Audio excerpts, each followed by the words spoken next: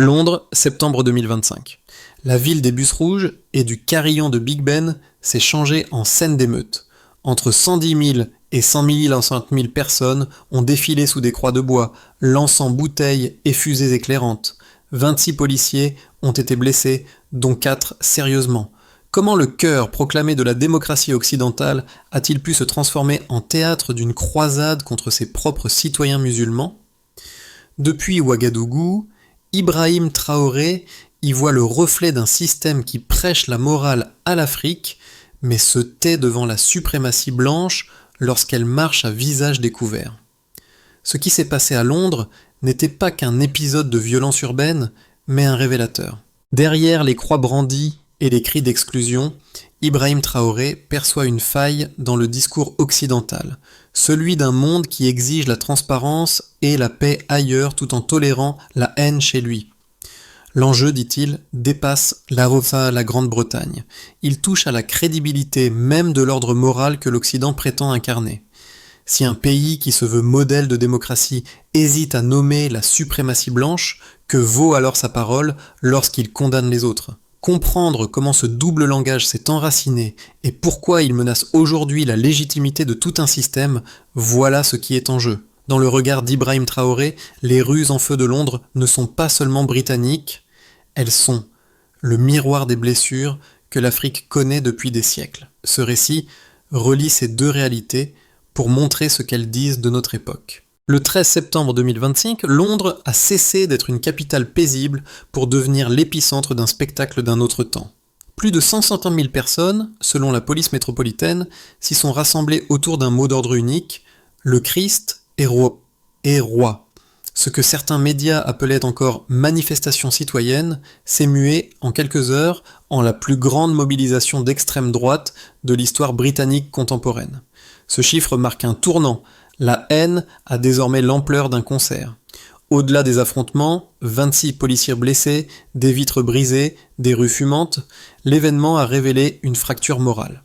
Derrière les croix levées, Ibrahim Traoré voit le retour d'un vieux langage, celui qui justifiait jadis l'esclavage et la colonisation sous couvert de foi. Pour lui, le symbole est plus grave que les blessures. L'Europe, qui se veut guide moral du monde, reproduit les gestes mêmes qu'elle prétend condamner ailleurs. L'analyse est brutale mais logique. Les mots d'Elon Musk, projetés sur écran géant, « La violence arrive, batte-toi ou meurs », ont transformé un rassemblement en croisade. Et tandis que Downing Street parlait de ordre public, peu ont osé nommer la réalité. Une démonstration de suprématie blanche. Dans les quartiers musulmans, la peur s'est installée. Les familles ont fermé les mosquées, rappelant les nuits de 1938 en Allemagne. C'est alors que le capitaine burkinabé intervient. Depuis Ouagadougou, Ibrahim Traoré déclare « Ce que vous voyez n'est pas un accident, c'est l'histoire qui recommence ». Par cette phrase, il introduit un parallèle que peu en Occident veulent entendre. Ce qui se joue à Londres est le reflet d'un système plus vaste, où la domination change de visage sans changer de nature. Au moment où les rues de Londres se vident, une autre scène se joue à Ouagadougou. Devant un auditoire de journalistes africains, Ibrahim Traoré s'avance, calme, presque didactique. Sa voix tranche avec la cacophonie européenne. Il ne parle ni de religion, ni d'ordre public, mais de mémoire. Les croix brandies hier, dit-il, ne sont pas différentes de celles qu'on brûlait devant les églises noires d'Amérique. Par cette comparaison, il transforme un fait divers britannique en leçon historique mondiale. Dans ces mots, chaque blessure policière devient symptôme, chaque prière criée dans la rue, un rappel d'empire. Pour le capitaine burkinabé, Londres n'a pas seulement révélé l'extrême droite, elle a démasqué un ordre occidental inquiet de lui-même. Le discours circule rapidement sur les réseaux africains. Des jeunes, des enseignants, des artistes le partagent comme un manifeste contre l'hypocrisie des puissants. Les premières réactions occidentales se veulent prudentes. Les chancelleries évoquent un incident regrettable, évitent de citer Traoré, préférant l'ignorer plutôt que de débattre de ses mots. Mais ce silence amplifie son écho. En quelques heures, ses propos franchissent les frontières dans la linguistique. Il devient, malgré lui, le porte-voix d'un continent qui refuse d'être spectateur. Ce n'est plus seulement une question de pourquoi Londres, mais de combien de temps encore. Et L'impact de cette intervention dépasse la politique. Elle ravive un sentiment d'unité, de dignité et d'urgence morale. La journée du 13 septembre 2025 s'ouvre sous un ciel gris, mais Londres n'a jamais été aussi lumineuse de tension. Dès 10 heures, les premiers groupes se rassemblent près de Trafalgar Square. Les banderoles, d'abord discrètes, se multipliant. Croix de bois, drapeaux britanniques, pancartes proclamant « Dieu sauve l'Europe ». Vers midi, la marée humaine atteint son apogée, près de 150 000 personnes selon la police, bien plus selon les organisateurs. À la tête du cortège, Tommy Robinson harangue la foule, prêcheur autoproclamé d'une croisade morale. Les slogans deviennent chants, les prières deviennent menaces. À Whitehall, la tension éclate. Jets de bouteilles, pavés, projectiles. En moins d'une heure, 26 policiers sont blessés, dont 4 grièvement. Les vitres volent en éclats, les barricades ploient, des images en direct montrent des rues livrées à la confusion, un chaos soigneusement enveloppé dans le vocabulaire de la foi. Les observateurs décrivent une scène surréaliste, des prêtres récitant le Notre Père à côté de militants criant leur haine de l'islam. À 14h45, un écran géant s'allume. La voix d'Elon Musk résonne, grave et théâtrale. La violence arrive, batte-toi ou meurs. Ces mots, diffusés à des milliers de personnes déjà galvanisées, agissent comme une étincelle sur un baril de poudre. Les affrontements redoublent, les sirènes hurlent, le centre de Londres devient méconnaissable. Downing Street réagit immédiatement. Le Premier ministre Keir Starmer condamne les violences et qualifie la situation de combat pour l'âme de la démocratie britannique. Pourtant, aucun mot n'est prononcé sur la suprématie blanche. Ce silence, notent plusieurs analystes, pèse plus lourd que n'importe quel discours. Pendant ce temps, à des milliers de kilomètres, Ibrahim Traoré s'adresse à la presse africaine. Sa déclaration frappe comme un verdict. 50 000 hommes blancs criant « Christ est roi » pendant qu'ils frappent des musulmans, c'est la même idéologie qui a asservi nos ancêtres. Le message traverse les réseaux à la vitesse du feu. Au Burkina Faso, au Nigeria, en Afrique du Sud, ces mots deviennent un symbole. L'Occident ne regarde plus seulement son passé colonial, il le rejoue. Le soir même, la ville est sous couvre-feu officieux. Les mosquées ferment, les habitants du East End se barricadent. Les autorités parlent de restaurer l'ordre, mais la fracture morale est faite. Ce qui devait être une marche religieuse s'est mué en miroir. Celui d'un système occidental qui s'effondre sous ses contradictions. Pour Ibrahim Traoré, ce n'est pas une émeute, c'est une répétition. L'histoire qui se rejoue sous un autre déguisement. Les chiffres dessinent la carte d'un malaise collectif. Selon la Metropolitan Police, 150 000 manifestants ont convergé vers le centre de Londres. Un record absolu pour un mouvement d'extrême droite au Royaume-Uni. Ce volume équivaut à la population entière de Cambridge ou d'Abidjan Sud, condensée en un seul cri. L'écart avec la moyenne habituelle des rassemblements politiques, moins de 10 000 personnes, marque un saut historique. La haine a changé d'échelle. Deuxième donnée, 26 policiers blessés, dont 4 grièvement. En contexte, cela représente près de 2% du total des agents déployés ce jour-là, 2600. Ce pourcentage, apparemment faible, traduit une intensité d'affrontement comparable à celle des grandes émeutes de 2011.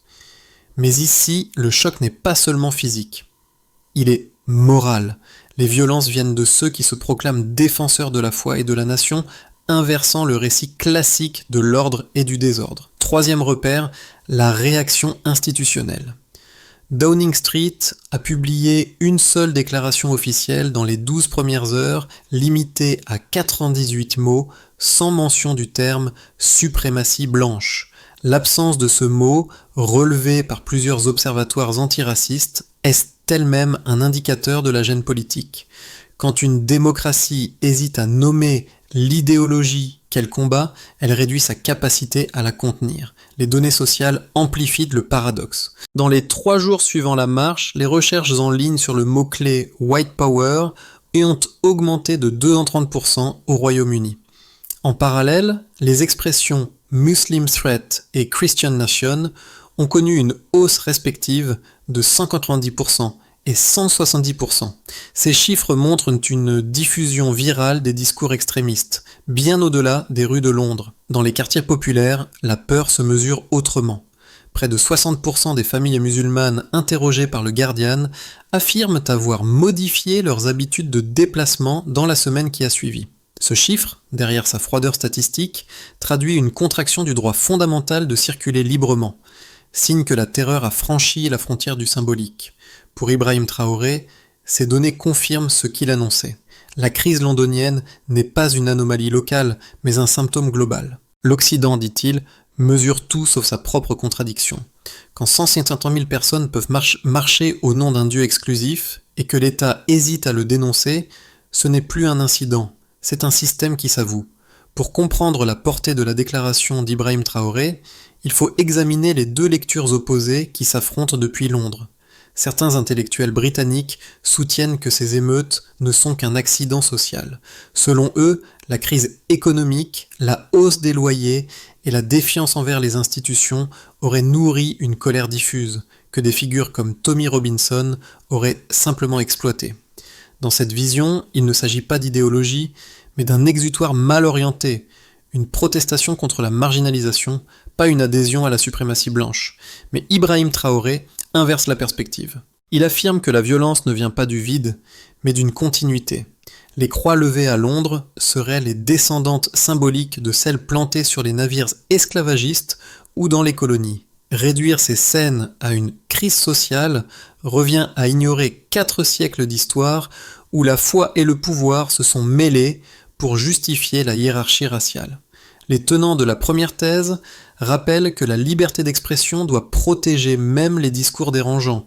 Les partisans de la seconde rétorquent que la neutralité, face à la haine, devient complicité. La prudence politique occidentale, éviter le mot race, préférer tension communautaire, n'apaise rien.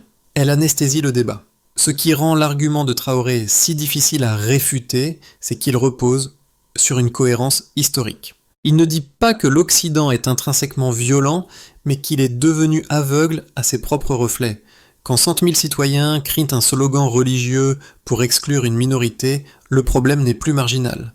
Face à ces deux visions, la question n'est plus de choisir un camp, mais de mesurer le prix du silence.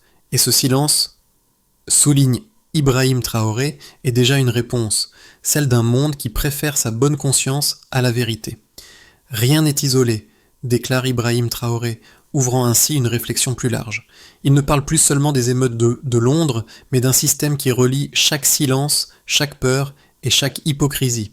Selon lui, ce qui s'est passé en Grande-Bretagne n'est qu'un signal, le symptôme d'un effondrement moral plus vaste. Les dirigeants occidentaux condamnent la violence tout en refusant d'en nommer la source. Ils s'indignent quand l'Afrique revendique sa souveraineté, mais trouvent des excuses quand leur propre foule appelle à l'exclusion. Ce décalage, dit-il, est la mesure exacte du déséquilibre mondial.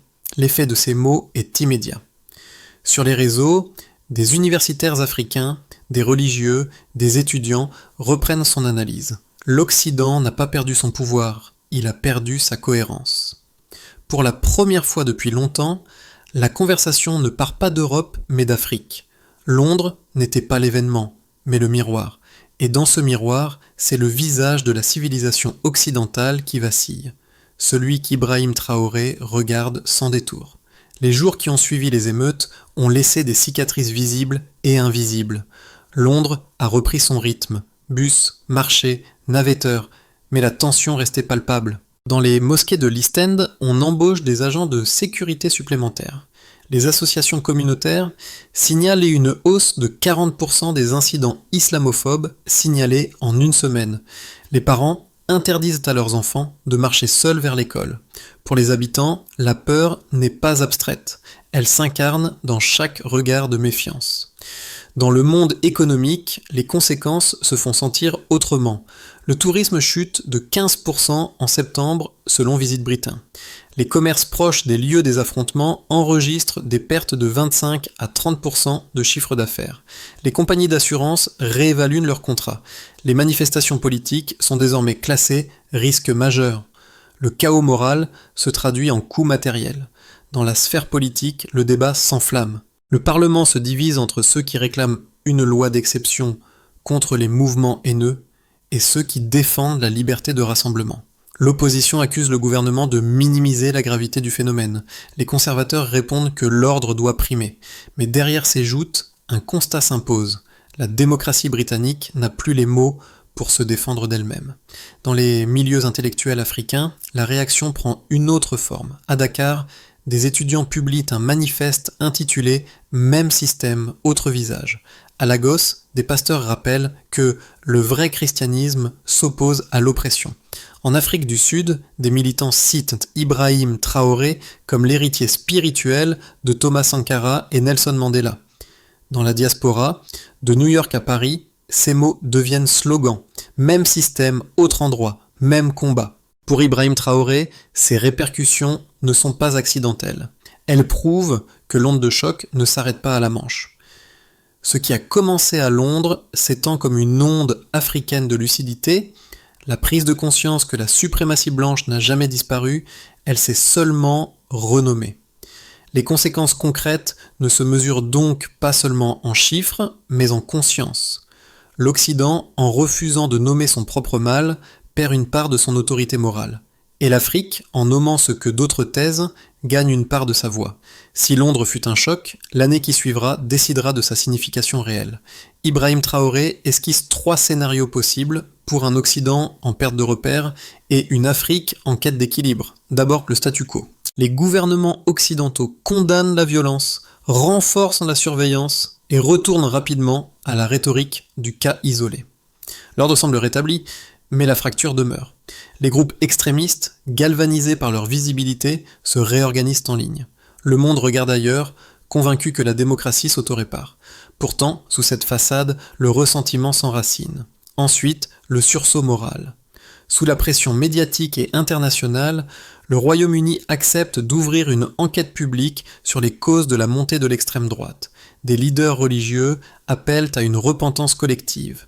L'Union européenne adopte un plan de lutte contre les idéologies suprémacistes.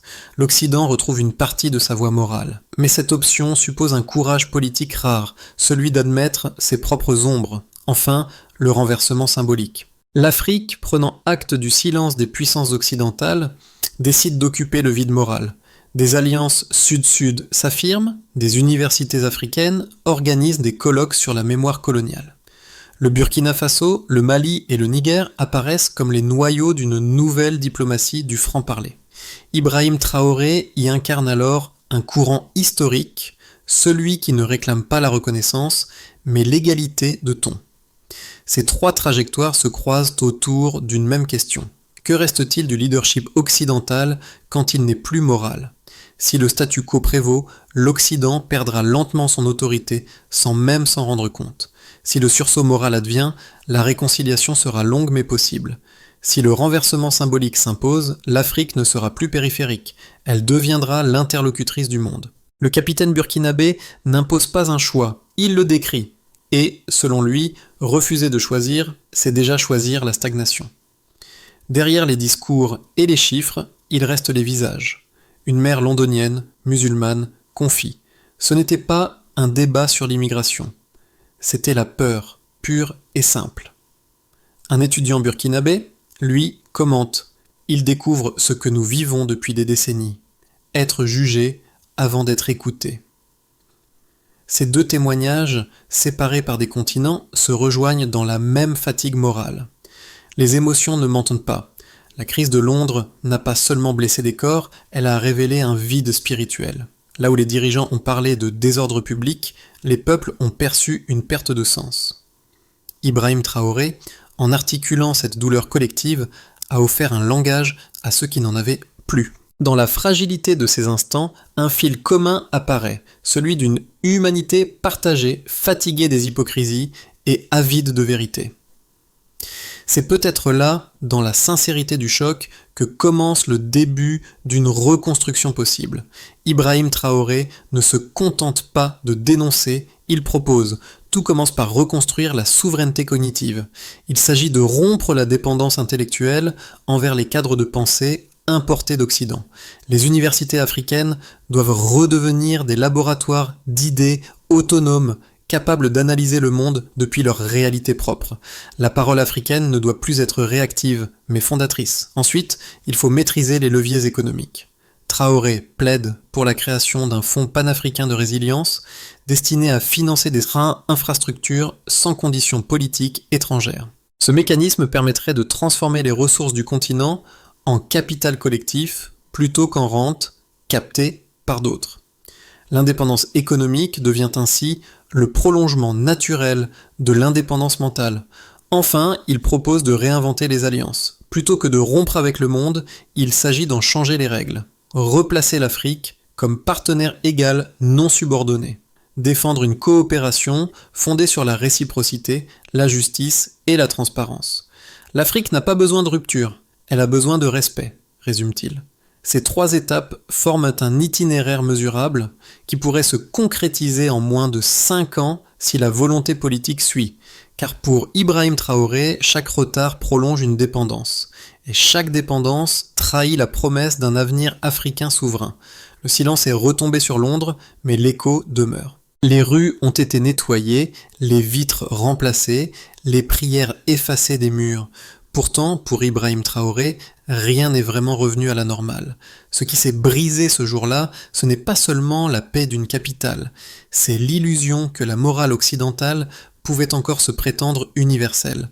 Le capitaine burkinabé ramène le regard vers l'Afrique. Il évoque à nouveau les croix levées, celles de Londres, mais aussi celles des siècles passés, dressées sur les rivages de l'esclavage. Le motif se referme, les symboles changent, mais la logique reste. Dans cette répétition, il ne voit pas la fatalité, mais une chance. L'histoire ne se répète pas pour nous enfermer, dit-il. Elle se répète pour nous avertir. Sa voix calme s'adresse moins aux dirigeants qu'au peuple. Car l'avenir ne se décidera pas dans les palais de Londres, mais dans les consciences de ceux qui refusent le silence. Le miroir de Londres s'est fissuré. L'Afrique, elle, s'y reflète avec une clarté nouvelle. À la fin de son discours, Ibrahim Traoré ne cherche ni l'adhésion, ni l'applaudissement.